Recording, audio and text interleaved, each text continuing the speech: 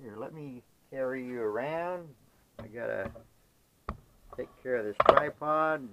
There. Now, I'll just sit you down right here with me. Now, that was a close-up. Ain't that scary? Okay, folks. Seriously, well, nothing serious. I just wanted to share a couple things with you real quick, if I may. I'm trying to get comfortable here. Yeah, a lot of things happening. I hope you guys are doing okay. You know, life is short. You gotta enjoy it while you can and be with the ones you love, and hopefully, if you do enough good deeds, some will come back, you know, when you need them. Is basically what I'm trying to say. As you know, those that watch my channel, I love to volunteer and help people. I've got a few elderly neighbors that I'm constantly driving around and helping, and I do the food bank run for my local charity, or community center. Me and my daughter Cindy, we both drive down, well, I do the driving, and we pick up all the food and bring it back so that families in need can have some. And now it's coming up to the Christmas basket time. So, a lot of people are in the mood for giving, and, well, same here. And despite my personal trouble, I put my smile on and I keep on helping people, because what else am I going to do? Crying ain't going to help my situation or anyone else's. So that's basically it, folks. And now that we don't have the glare from that sun in the window, now you can get a better look at that tool I was showing you. This is it right here. It's like a ratchet extension that fits right in to your socket, and this part with that little ball tip goes right into the impact, and that ball is what locks it. See? You could use it in a regular drill too, but then you gotta tighten and stuff. And what I was saying about the adapter is this is an 18 volt, which I still have a battery for it.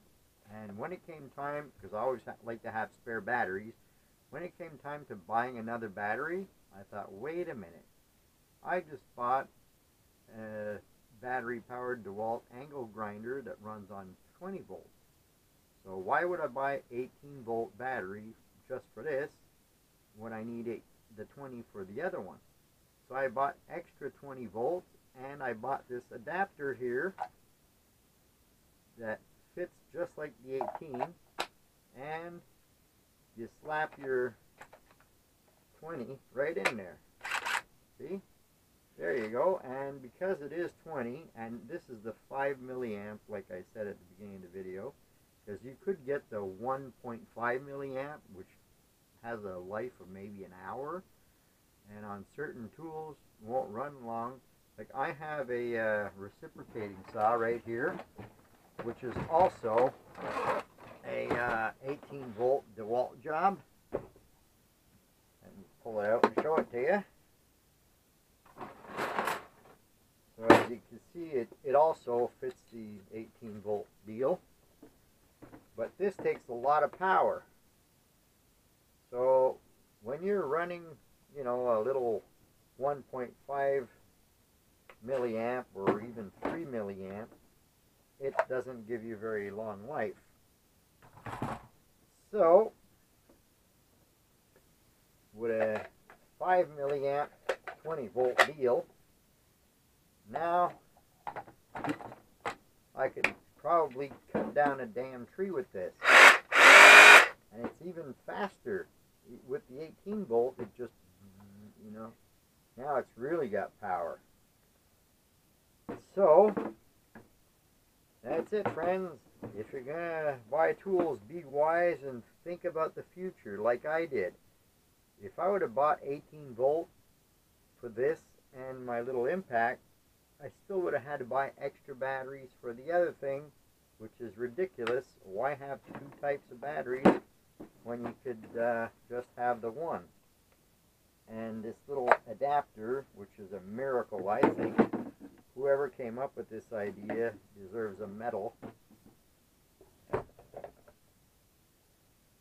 So yeah, friends, this is actually a thing from a kid's telescope. You can see the picture right there. And I just found this one day when I was garbage picking.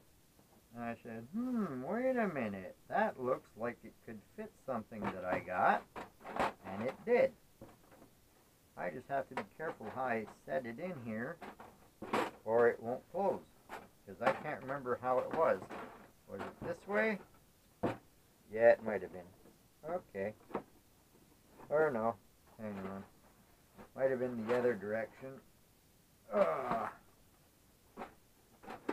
Is that it? Yeah, that's it. Yep. We got it.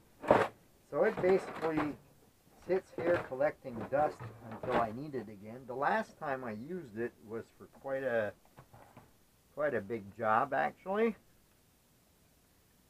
I had some old weeping willow trees at the far end of the property, and every time I'd cut my grass with the lawn tractor, my cutting deck would always hit these little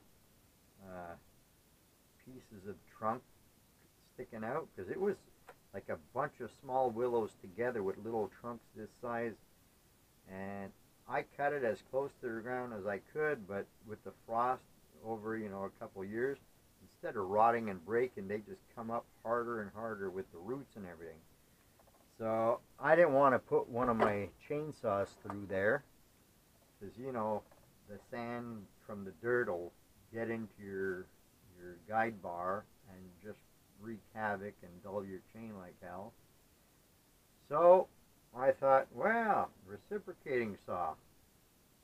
So I bought this stupid thing, because what I'm talking to you about is like 300 feet away from the house, and there's no way I'm going to buy a whole bunch of extension cords end to end, and at that distance I would lose so much power I'd need a really big extension. So I saw this at the pawn shop going for, I think it was $150 for the saw and the impact, and I said, that's a deal, and I bought it, because that's what I do. I look for deals on tools. In fact, there was a while where I was going a bit crazy. Every time I saw a chainsaw on sale, I wanted to buy it. It was like my OCD or something.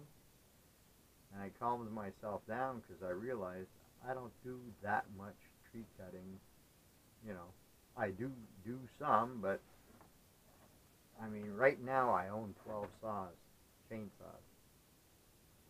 When you're semi-retired like me, you don't need that many. It's basically just because I love having them. Some I haven't used in a couple years, but I got them. It's like a collection. Like I said, OCD. Oh well, anyway, folks, I'm not going to keep this video going on too long. You heard enough of this. Oh, but one more thing. I'd like to tell you about a little incident I had with my dog recently. I noticed he wasn't eating anymore, like refusing to eat what he's always been eating, and I tried different things. I thought, well, maybe if I give him a little piece of fresh meat, it might help, kicking his appetite. Nope, didn't want it. So I saw a flyer in the mail for a vet that does home house calls. That's the word I was looking for. So I called him up and I said, yeah, you do house calls? He says, yeah. I said, okay, well, my dog's not eating. Can you come and see?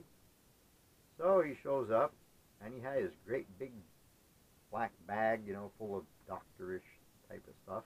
I don't even know if doctorish is a word, but anyway. So he's checking my dog and trying all kinds of little tricks too. He even opened a can of cat food just to see, if that would attract, maybe open up his appetite or whet his appetite. Nothing. So then he goes back to his car, comes out with a cage, It was one of those cat carrying cages.